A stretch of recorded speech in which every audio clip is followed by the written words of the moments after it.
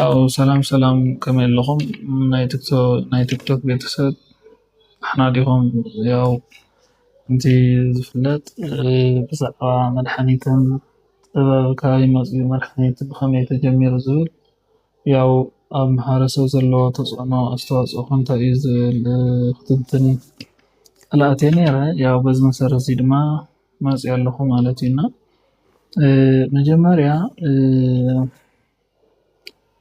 ጥበብ ዝተጀመረሉ ኣብ እስራኤል እዩ መድሓኒት ዝተጀመረሉ ኩሉ ነገሩ ጥበብ ዝተወሃቦ ንንጉስ ሰሎሞን እዩ ዘመነ ንጉስ ሰሎሞን እግዚኣብሔር ንሰሎሞን ኩሉ ነገራት ኣብ ምድሪ ዘለዉ ነገራት ክሰርሕ ጥበብ ሂብዎ ማለት እዩ ስለዚ ያው ነበሮ ንግስነቱ ብጣዕሚ ድንቂ ዝኾኑ ስራሕትታት ብጣዕሚ ይጥቀመሎም ነይሩ ንጉስ ሰሎሞን ማለት እዩ ስለዚ ንጉስ ሰሎሞን በዚ ጥበብ እዚ ክጥቀም ከሎ ኣብ ኢትዮጵያ ዝነበረት ንግስቲ እዚ ማለት ቅድሚ ልደተ ክርስቶስ ዝነበረ ዘመን ወይ ከዓ ዓመተ ዓለም እንብሎ ዘመን እዩ ዝነበረት ንግስተ ሳባ ትበሃል ናይ ንጉስ ሰሎሞን ታሪክ ሰላም ዝነበሩ ድንቃድንቂ ዝኾኑ ናይ ስርዓት ናይ ሕገ መንግስቲ ስራሕ ናይ ጥበብ ስራሕትታት ትሰምዕ ስለ ዝነበረት ኦረዲ ናብ እስራኤል ክትኸይድ ጉዕዞ ገይራ ማለት እዩ ስለዚ ኣብ ኢትዮጵያ በቲ ሽዑ ዝነበረ ወይ ከዓ ኣብቲ ስልጣነ ኣክሱም ዝነበረ ግዜ ጓል ኣንስተይቲ እንተኮይና ድንግል ኮይና ንግስቲ ክትከውን እዩ ዝፈቅድ ነይሩ እቲ ስርዓት ማለት እዩ ስለዚ ንግስተ ሳባ ድማ ድንግል ነበረት ማለት እዩ ስለዚ ድንግል ስለ ዝነበረት ኦረዲ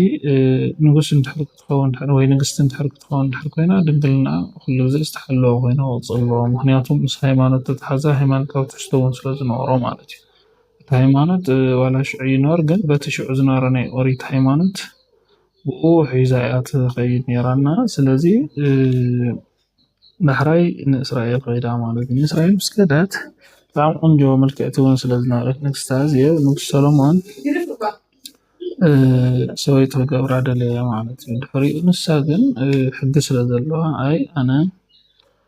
ከምኡ ይፍቀድን እዩ ኣነ ንግስቲ ኮይነ ቅፅል እንድሕር ኮይነ ድንግልና ምሳይ ክቅፅል ኣሎ ኢላ ያው በቲ ናይቲ ዓዲ ባህልን ስርዓትን ነገረቶ ማለት እዩ እሺ እንድሕር እዚ ኮይኑ ይብል ንጉስ ሰሎሞን ድማ እምበኣራይ ኣብዚ ገዛ እዚ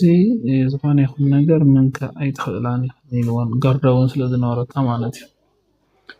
ካብ ድሕሪኡ እሺ ኢለን ንጉስ ሰሎሞን ብባህሪኡ ያው ክድቅስ ከሎ ዓይኑ ቆላሕ ፈጠጥ ዝበለ እዩ ነይሩ ያው ክድቅስ ከሎ ድማ ክርኢ ከሎ ድማ ዓይኑ እንታይ ሪስሚ ዝገብር ማለት ኖርማል ዝደቀሰ ይመስል ነበረና ሕዚ ኣብ ተጋጣሚ ኣብቲ ሽዑ ዝነበረ ናይ ፆም እውን ክሰትያ